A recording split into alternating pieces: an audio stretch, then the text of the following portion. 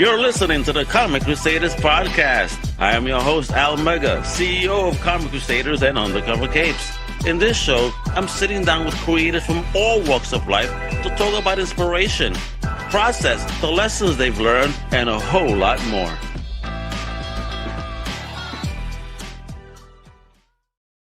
Wepa! What's up, Comic Crusaders family? It's your boy Al Mega coming at you live with that electrified Brooklyn energy. And today, we're plugging straight into the creative current itself. Because my guest is a multi-talented powerhouse. I mean, this dude's a triple threat. He's a creator, a writer, and an artist behind a wild new comic called Greg, issue numero 0, The Delivery Room Massacre. He's rocked stages and live entertainment, powered animations for Warner Brothers, Netflix, PBS, DreamWorks, Nickelodeon, you name it. And now, he's bringing that cinematic madness to comics. So grab your power cords, hold on to your sketch pads, and let's charge up the mics. So we're about to get shocked into creativity with the one, the only, the big boss himself, Duke Electric. What's poppin'? How you doing? Good, man. Thanks, Meg. That was the amazing, the best, I think, intro I've ever gotten. Ever. Listen, you're never gonna get anyone better, baby. It's what it is. This is what it is. Hey, so now welcome to the show, Duke. I appreciate you spending some time with me. Talk about this now funded Kickstarter. That it finished, folks. But we're gonna show you a teaser. I'm gonna show you the Kickstarter anyway. Because there's a website where you can even, you can get some stuff still. Don't you? It's never too late, baby. Christmas around the corner, so you need to feed the nerd in your life some pretty dope stuff. So we're gonna make all that goodie happen. Now, Duke, we love ourselves a good old origin story here. So for those that don't know, where are you originally from, and when did the current of creativity first hit you? I mean, what was that first fandom? Was it comics, music, animation? What was it? I'm from Toronto, Canada. I grew up in Toronto, Canada. Been there majority of my life. I moved out of Toronto just recently a couple of years ago, but I'm still Toronto. I'm still always there. So, but I'm always Brooklyn, baby. Yeah, New York, yeah. let's go. No matter where I'm at. People hate me wearing this hat in Massachusetts, but it's Massachusetts. Look,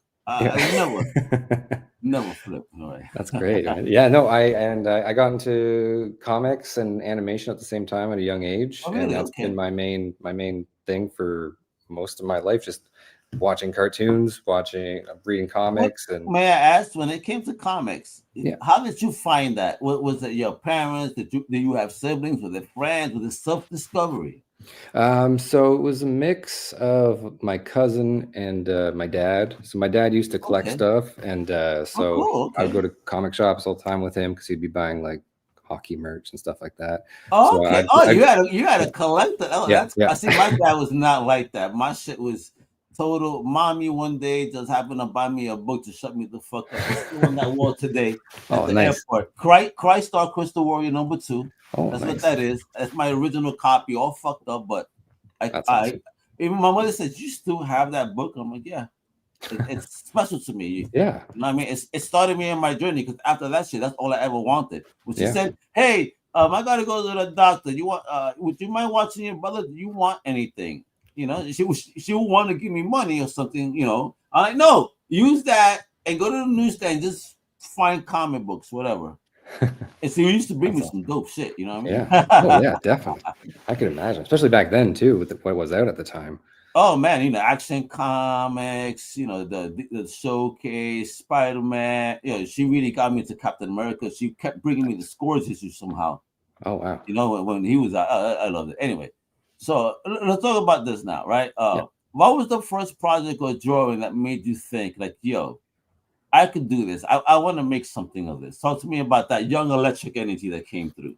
Yeah, for sure. I used to just draw my action figures a lot when I was a kid. So that was like my main thing. And then once I got into like a younger grade, they would always give you these like stories to write. So I would just draw the stories. And all through my grade school. I didn't do good at school, but majority of the time I would just be drawing on my books and stuff. And Love the honesty. yeah, just like I was bored. School was boring. Teachers weren't into it. I wasn't into Listen, it. school is boring because Yeah. they don't teach you what you need to be taught a lot of the time. You know what I mean? I think education should be geared towards your passions and not trying to fill you up with nonsense. But that's just Definitely. me. Yeah. You know what I mean?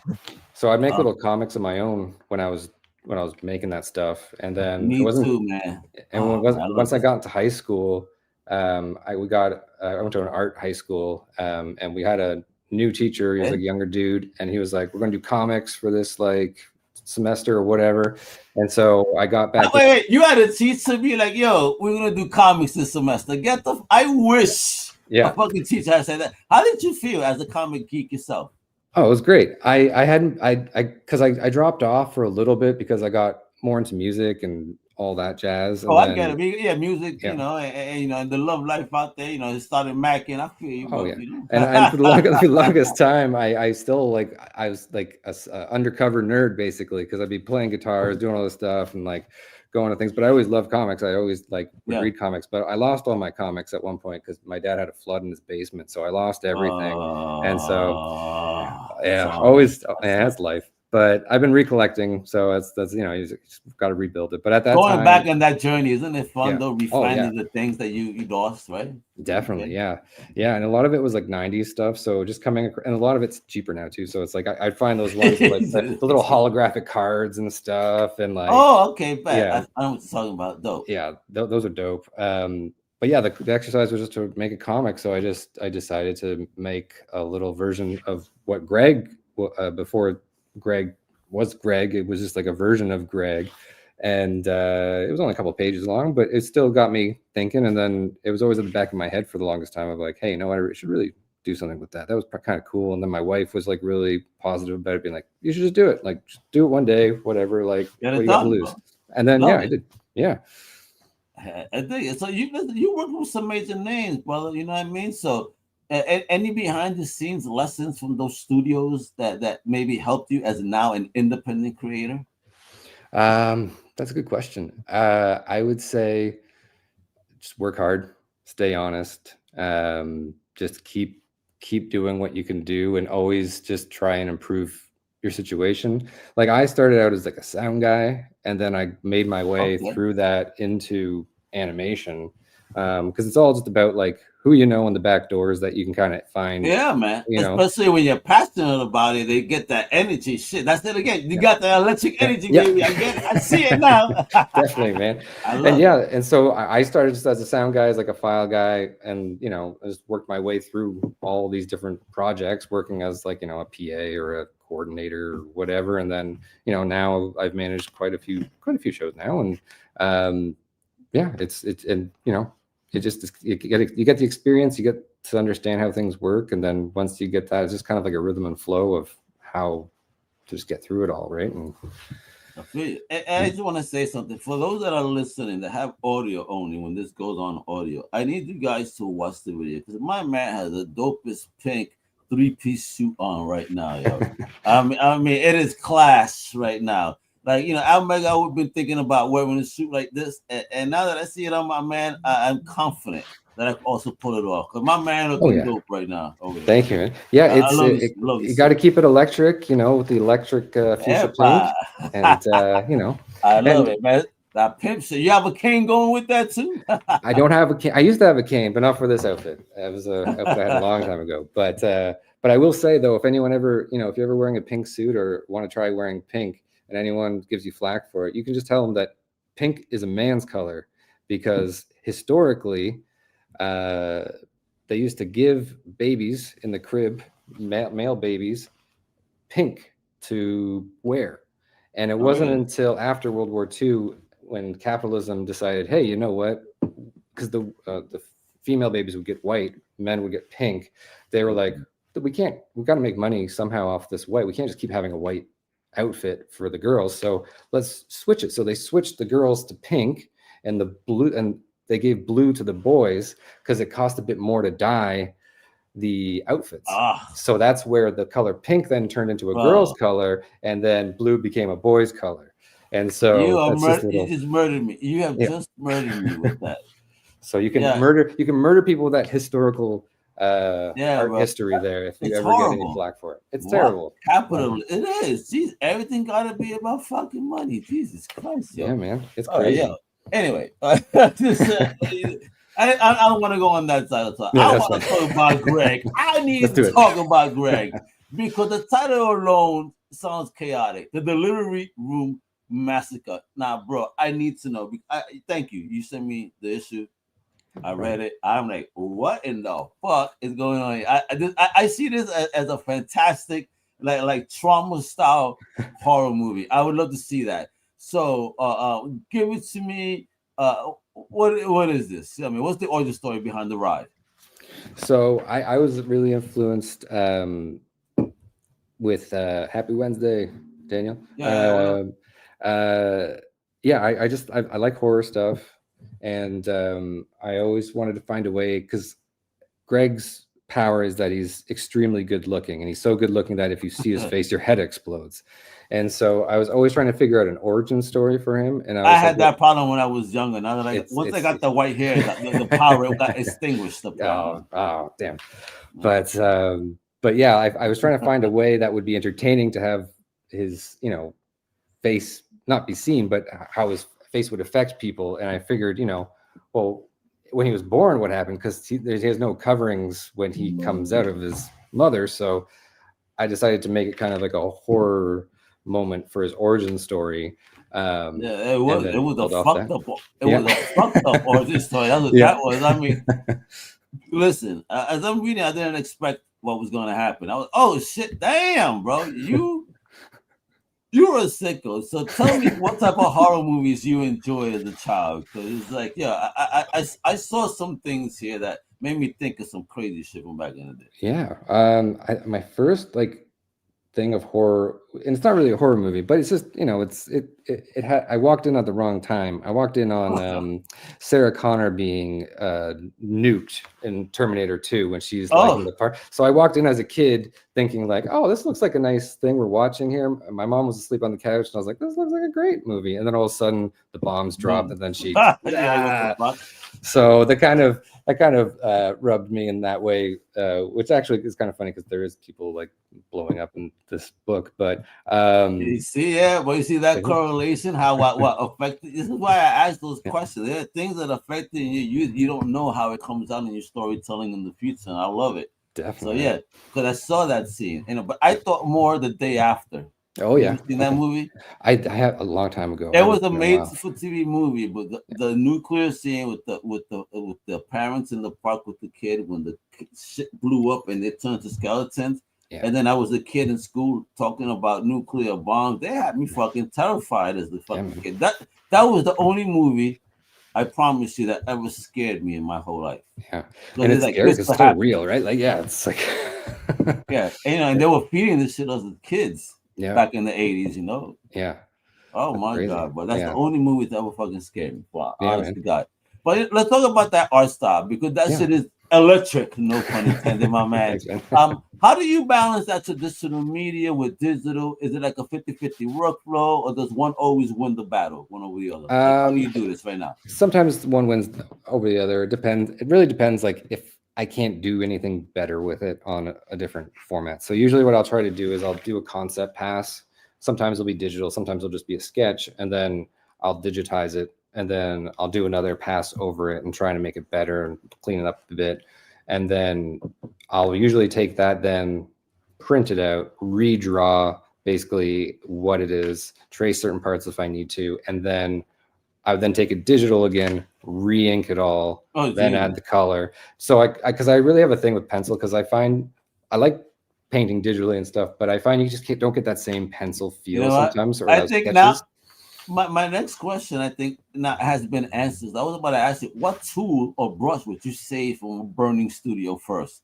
So I would assume it's your pencils. yeah, pencils. Yeah, definitely. Yeah, maybe my drawing pad. Only just because it's a bit more expensive than a. Pads. Let me fucking around. I bought one for my daughter. I feel because she's an artist herself. Nice. Now, being that you've worked across, music and animation as well, how do those worlds influence your storytelling style, especially with this?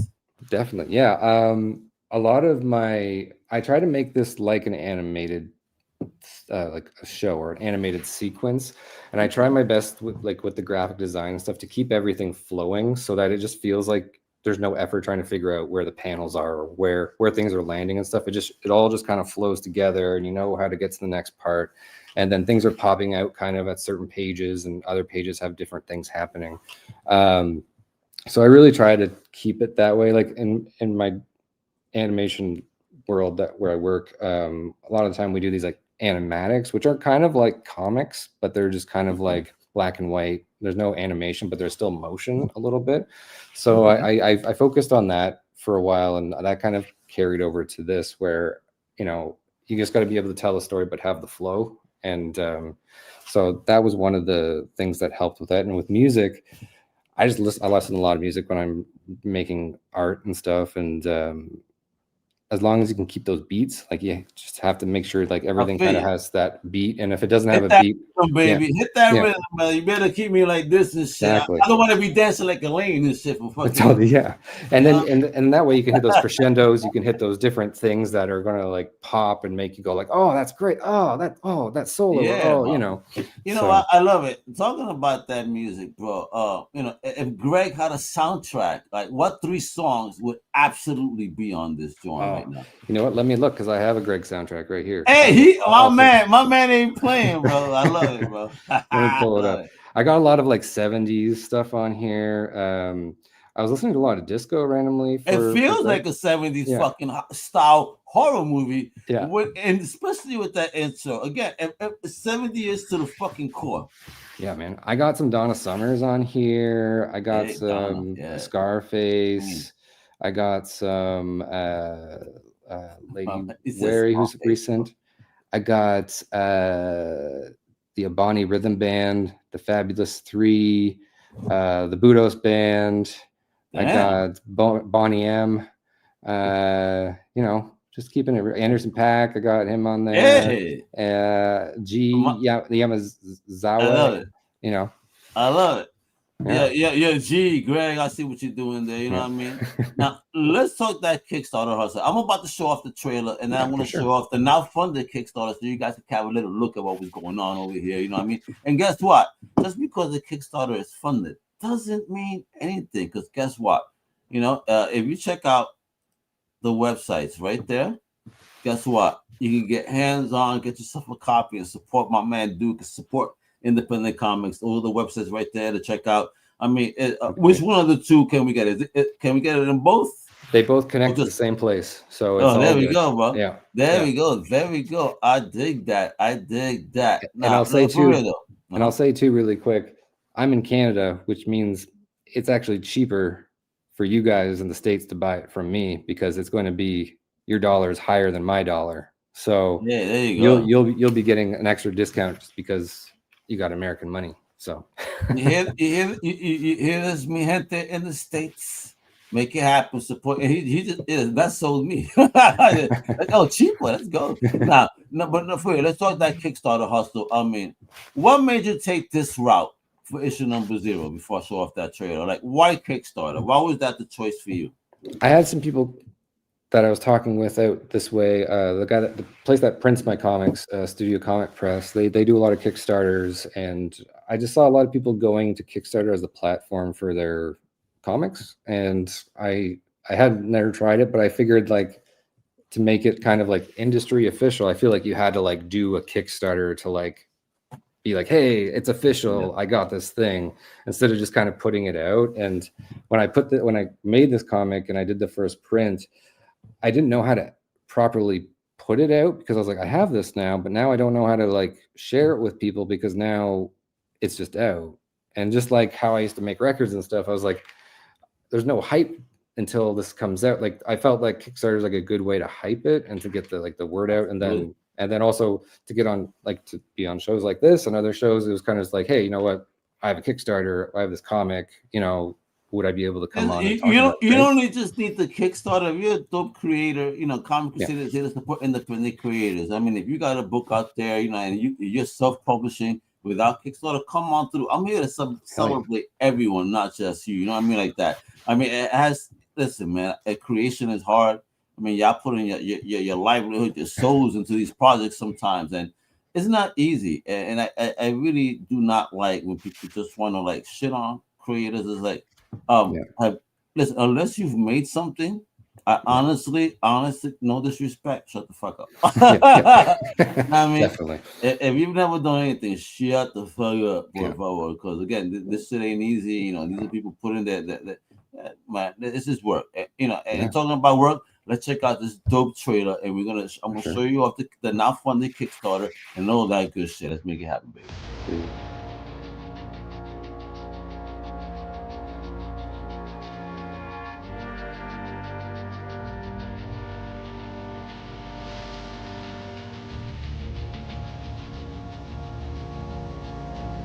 Oh snap! Look at this, Lionel.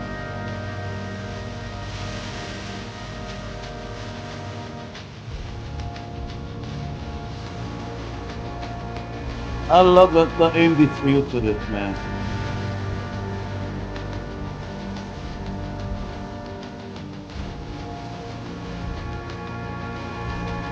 It is super fun, agree.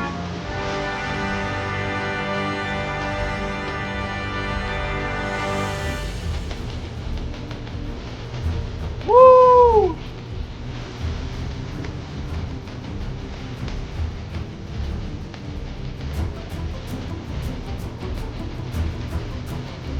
Hey!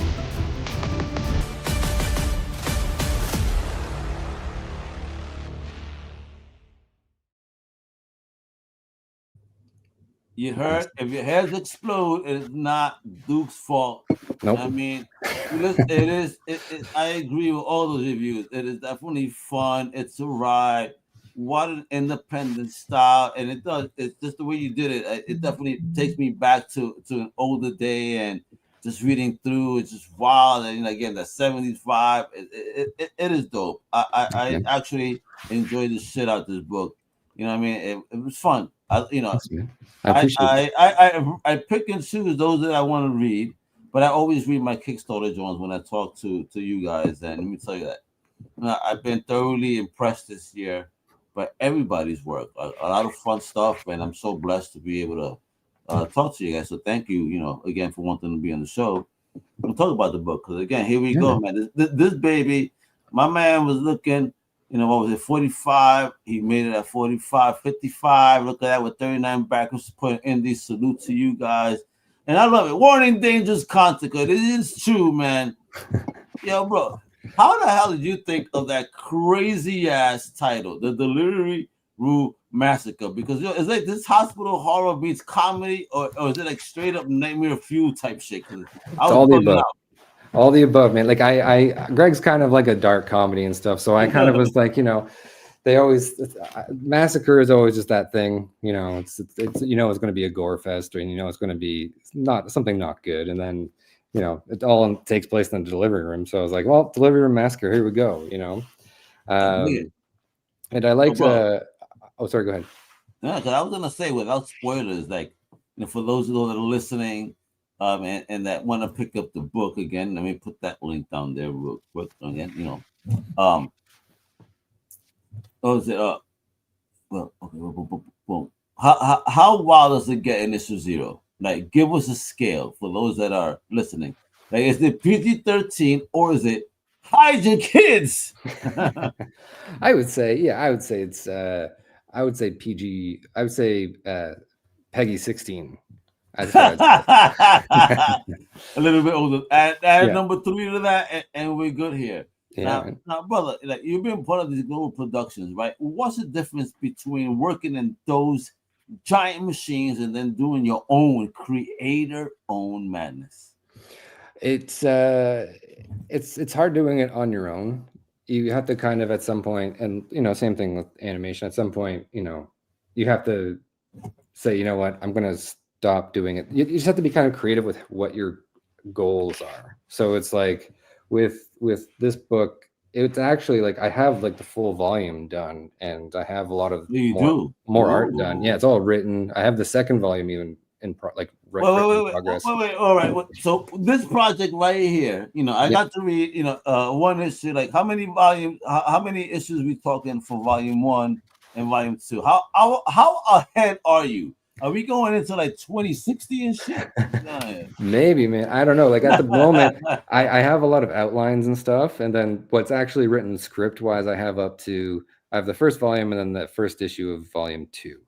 So I have so it's about like at this point I would say about 6-7 issues altogether.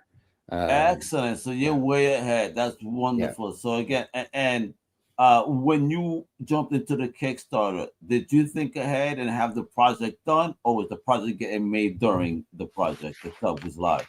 So when I did the Kickstarter, I had already printed everything, and I'd already gone ahead and did stuff. Ready, yeah, and I was like, you know what? That's the right way. I was like, this way I don't have to worry about any stress. And there were still like things that popped up, like the tariff stuff that popped up, and like all these other things. I mean, shit happens. Fucking.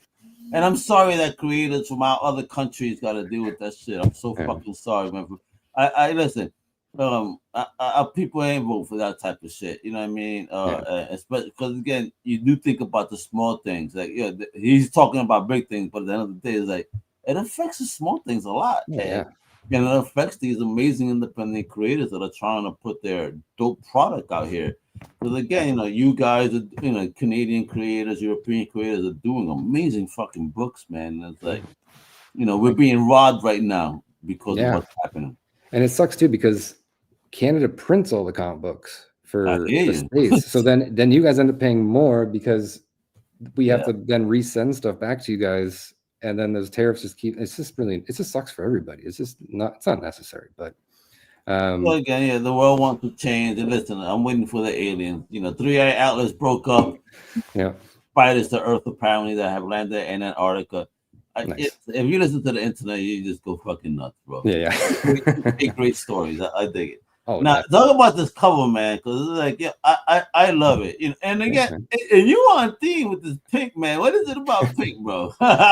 So my goal is with Greg, and I'll show you this. I got it here. Oh shit! Wait a minute. Let me put you first over here, and then I'm gonna do this. Boom! Look at that. Oh, this is the foil that's cover. Sexy. Yeah. Man. Oh, that's an oversized book, huh? Yep. Yeah. It's a little bit bigger than a regular comic. Yeah. I like that. Yo, that shit is sexy, boy. And then some of them come with a print on the back of Greg. Oh, dope. I dig. Bro, I would. When are we getting that as a T-shirt? Oh, I'm working on it right now. I'm trying to find a good ethical printer, so I know that good people are getting it, and I'm not sending it to some country somewhere where people are going to hate Greg for the rest of their life. You know what I mean? Because they're working on it like 24/7. And there you go. I mean, that book is fucking dope. And why oversized? Because again, I'm seeing that again with the Return of Savage sort of Conan type shit like that. I mean, is it a resurgence? Did you go because of that? Because also Black Label is oversized, for example.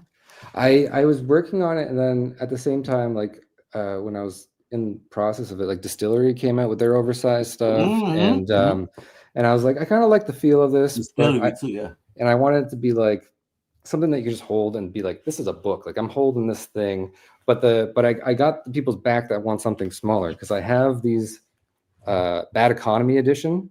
Oh, wait a minute. Look at my man over here pimping.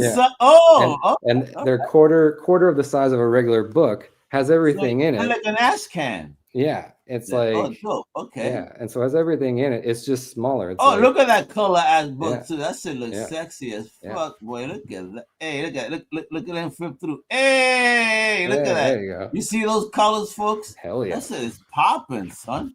And I got a variant one too. This is the variant of it. Look, my man is.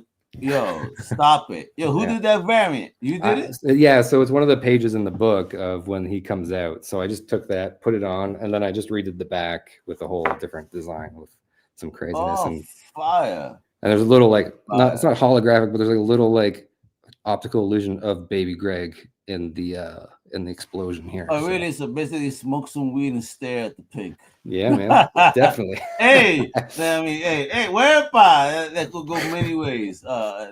I'll stop myself there. And there we go with the joint he just showed off there with the print, that was just really cool. All right. There goes the book, beautiful foil, man, going with that 90s vibe, man, with the Definitely. foils. I dig that. There goes that variant right there. You look at that, yo. Yo, bro, that's actually that's a great looking piece of art though, for real, bro. Thanks, man. I know this particular scene. I know exactly Yeah. what went down here, folks. Wait till you read that shit. That's gonna fuck y'all up. This is the But print here too. I had it on hand. It's like a metallic foil print of the thing. wait a minute. There we. Oh wow! Look Yeah. at that, yo. That's dope. That is nice. Now And that. Oh. and all these come with like a digital download too. So like even if you bought this, you'd get a copy of the book digitally. You don't even gotta put your fingerprints on the metal, folks. Yeah, man. And I sign everything too. Like on our site, most of these I'll sign no problem. So you'll get it signed. Even if you get like one of the little books, I'll sign it too. I dig what you're doing. And look, folks, just a little detail. Look at the coloring. Look at the artwork. I mean, this independent comics, man. My man is, diving in. He's doing his thing. So, like, what's the secret sauce that's gonna make Greg different from every other horror comedy out there? Give me that pitch, right? Let him know. For sure, man. I think it's mainly just because he's so good looking that if you see his face, your head explodes. Sexy. And having that happen, I'll give you guys a little like sneak peek at the next issue. So we find out at the end of this book, there's a preview of issue 1, and we see him. He's a wrestler dude. He's fighting people. He's, almost in like a MMA with weapons type deal. And we find out he's had a life, a career since he was a baby, and he's become this like cage fighting wrestler guy. And on his final fight of pay-per-view, he gets his hood removed, which expels his face, shows his face on live broadcast. And he kept it secret for so long because he was like, I'm a wrestler, it's my character, like I'm really ugly underneath here, I got the shit kicked out of me, like that's why I wear this like thing. But then the guy removes it, and then so now the whole world now is seeing his face. So everyone in the world's head starts exploding that's watching this. And so he ends up having to go into hiding, and he's like, bottom of his luck, out of all things, he chose wrestling, where when you wear a mask, the biggest goal is to remove your mask, to shame you. Holy shit, you just kill the whole arena, bro. Yeah, man. And so the story then goes following his life from the bottom, trying to redeem himself, and then people from his past that were affected by his good looks come back to seek revenge or get even with him for affecting him or killing people close to him by his good looks. So that's where our story really picks. So yeah, I'm digging this shit. So thanks, man. I'm digging. You hear this? Again, before my hair turns white, that was the life I lived for. What's been the toughest creative challenge working solo now on this project? Based on your career, it seems you've been a team player, but now you're doing something, a passion on your own. How's that ride going for you? It's good. Sometimes I take too much time with things, which creative people always do. I find it sometimes making this one was hard because, like you said, it's so fucked up that I was making it and I was like, is this too fucked up to like share with people? Like, are people going to question me? Not. And what happened was too, while I was working on it, I found out my wife was pregnant. So then this book was coming out at the same time my baby was being born. So you're like, oh my God, am I going to curse my child and have a demon child right now? Oh my fucking God. And so a lot of my friends were just like, yo, are you good, man? Like, are you all right with this whole baby thing? Like, why are you making this comic about this baby that kills everybody? I'm like, no, man, like, no. It's my baby's going to murder you, motherfucker. You keep asking me, bro. Stop playing. But yeah, man. All right, so listen, bro. You've touched nearly every medium, right? Yeah. Where do you see comics going, though? In this now streaming era. In your opinion, it's hard to say. I think you work so much, bro. Yeah, I dig it. Respect you. Thank you. I think with just like, I think print will always be a thing. I know people talk about environment and stuff, but at the same time, like, there's always going to be printing. Like people are always going to keep printing, and I download digital stuff, but at the same time, like it's not as magical as getting the physical copy. And I Well, find, yeah, we have a resurgence of cassettes, yeah, LPs, yeah, videotapes. oh yeah, Physical media matters. and there's some things that just feel good and feel like you actually are owning it with that physical media, and that it's And the yours. nostalgia, smelling the ink. Oh yeah, yeah. When I was going through my comics just this morning, and I was like, these all smell like a comic book shop. Like, and everyone knows what that smells You're like, like, right? and you're like looking around, like, wait a minute. Damn, memories, right? Definitely. I get And it. like, I know there's some, like I saw some websites that are trying to do signature, like digital copies that then have digital signatures or like digital like variants and stuff, which is cool. Like, I understand for people that don't have the space to collect, and when it's easier to have that, then that makes sense. But as a guy that likes comics, and old school books and comics and records and stuff, like I gotta collect it. Like I need it in my hand. My collection is too insane, though. I listen. I have to make space. It's like, Yeah. I have to make space. I have too much shit. I feel that. I love it. I love my hobby, but I got too much, and I gotta I have to. Folks, hit me up. I got some shit. Anyway, now you got this wild blend of horror, satire, of course, insane humor, which is what I love. Now, what kind of reaction are you hoping that fans will have after reading issue 0? I hope they feel like, what the fuck did I just read? And yeah, also, I did feel that, and I told you that, yeah, because I'm like, and I love it. I need to know more now because this is sick. Yeah, and I want people to just be like, you know what, like just like that, what you just did, like this is sick, this is crazy. I have never seen anything like this, or this is just fucked me up. That I need to know what's next. You know what I mean?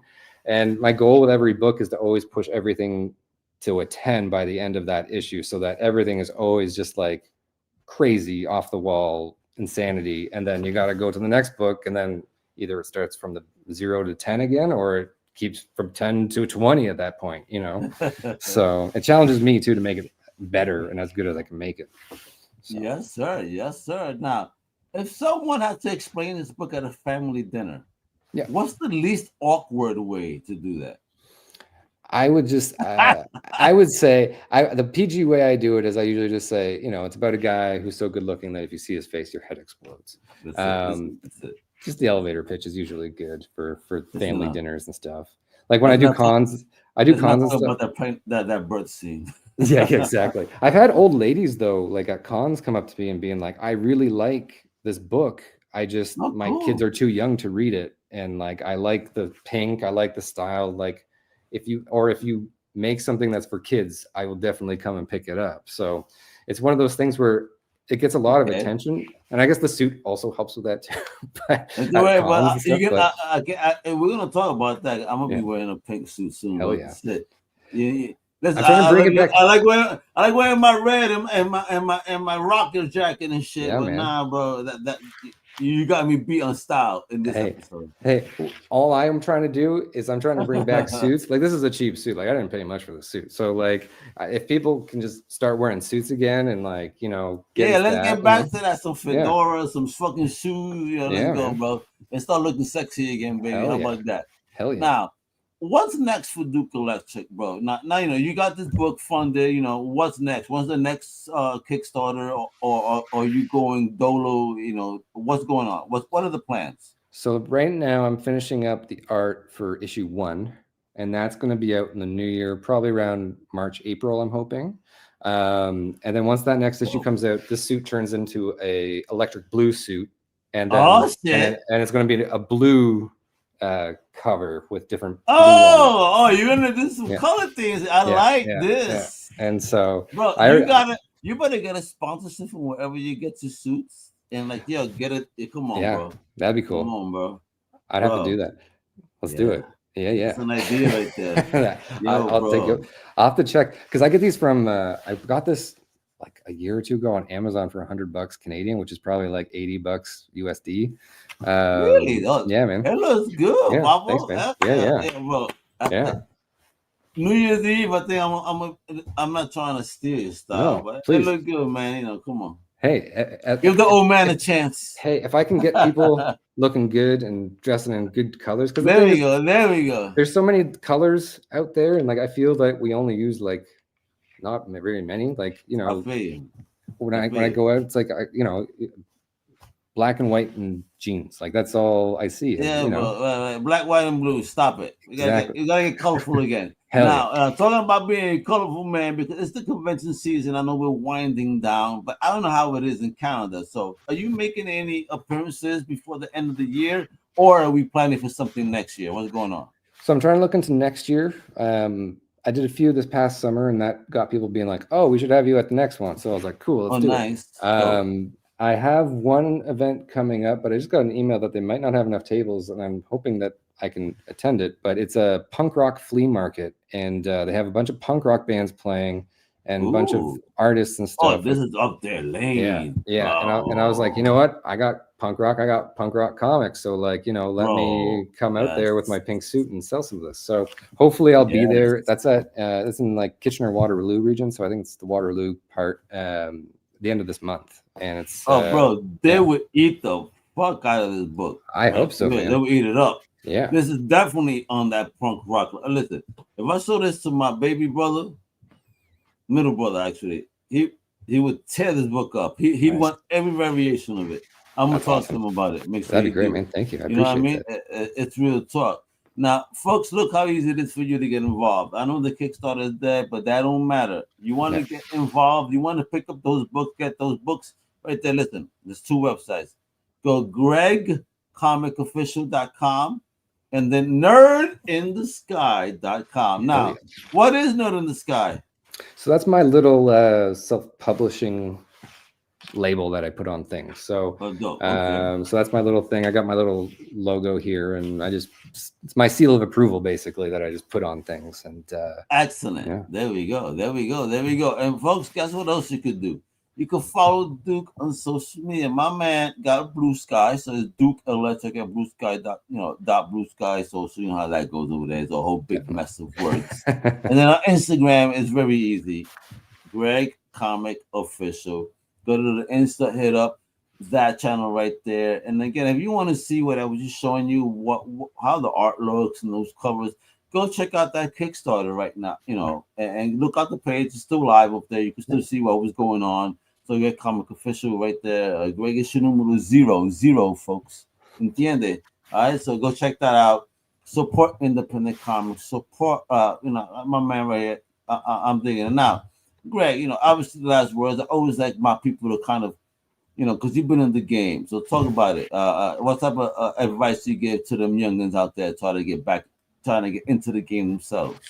I'd say just, all the thoughts in your head that say don't do it, just do it. And, just try and, even if it's crap. Like when I started doing comics on Greg, I hadn't drawn for a long time, like almost a decade, because like I went to high school and I had a bad art teacher before I had the good art teacher, and they took me off drawing, and they turned me off on art in general. And then I got into music, but you can do it. Art is just a skill that you just need to build up. And, as long as you can say you've done it, then you can check it off the list, and you can say, hey, what? I accomplished it. I did this. I went through the steps. I did it.